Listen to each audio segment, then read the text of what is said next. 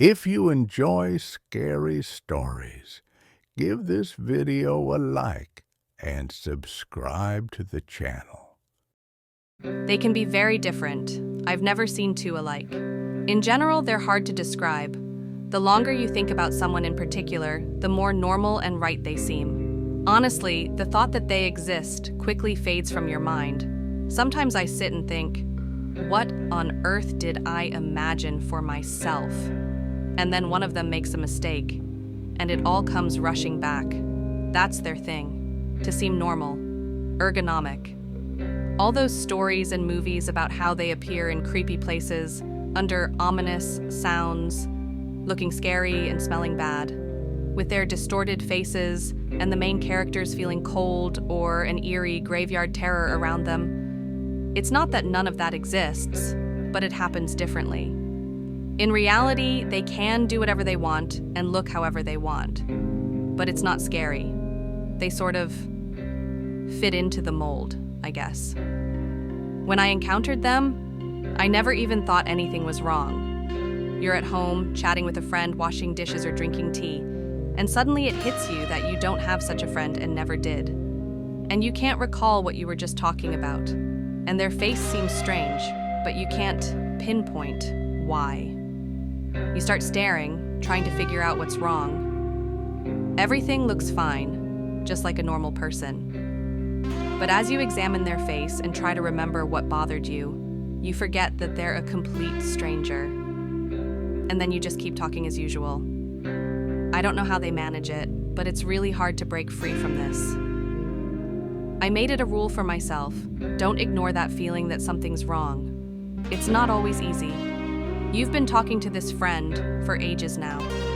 The clock says it's 3:30 a.m. And again, that little alarm goes off in your head. Why so long? What are we talking about? Who is this person? What's with their face?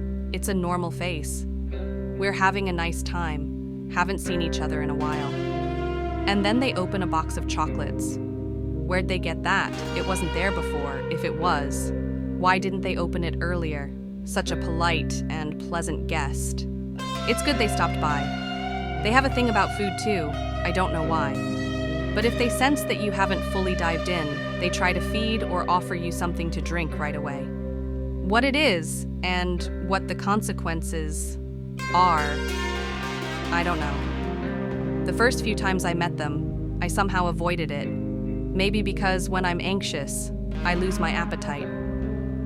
Then it just became a habit to refuse treats.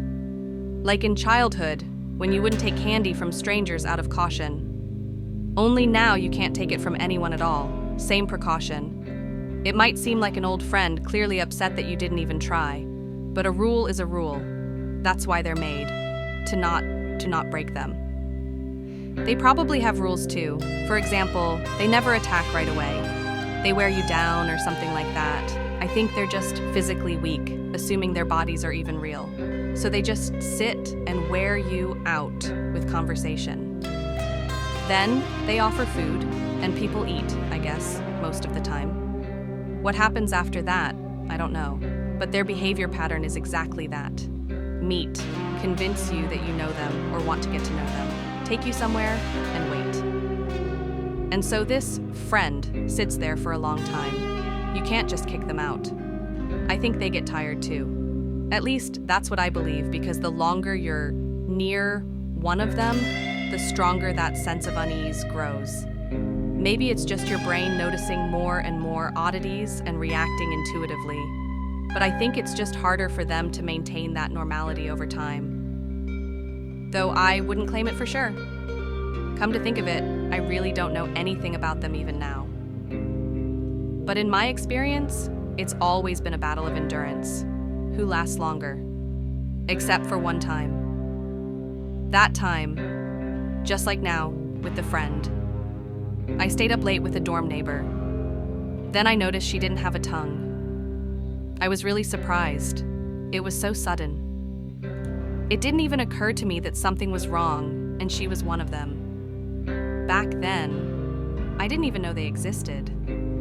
So I asked, like any normal person would, how are you even talking to me if... and she immediately went silent, and all her normalness just fell away. She didn't attack or do anything bad.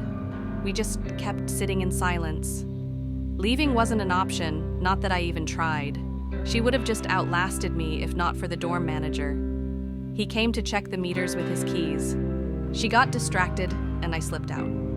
I never went back to the dorm, got my stuff through a friend. What happened to the manager, I don't remember, just that nothing seemed strange.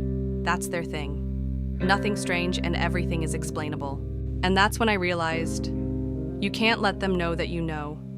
Even if they're tired and it's becoming obvious. It's hard. I don't even know what's harder. Not falling for their charm or not showing that you haven't. That feeling of normality, it washes over you in waves.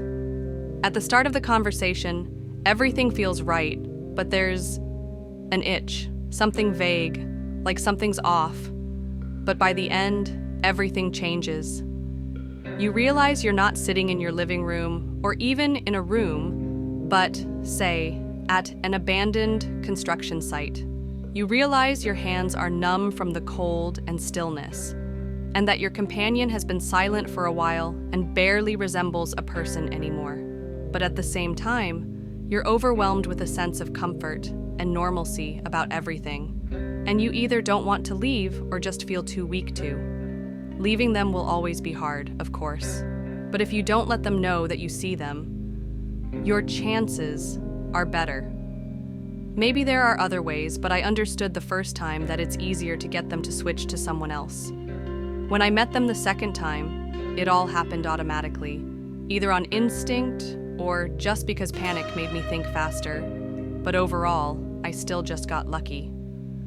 When I realized my companion was sitting in the upper corner of the ceiling with too many arms, I blurted out in surprise, "Someone's about to join me.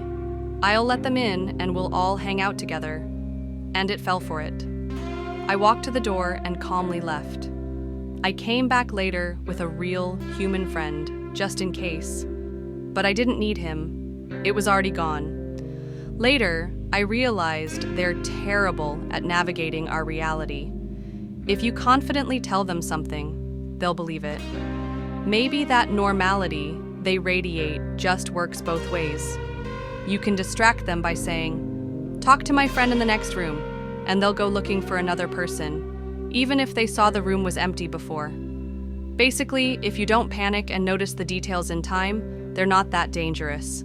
There's really nothing to worry about, especially since they never show up when I'm not alone.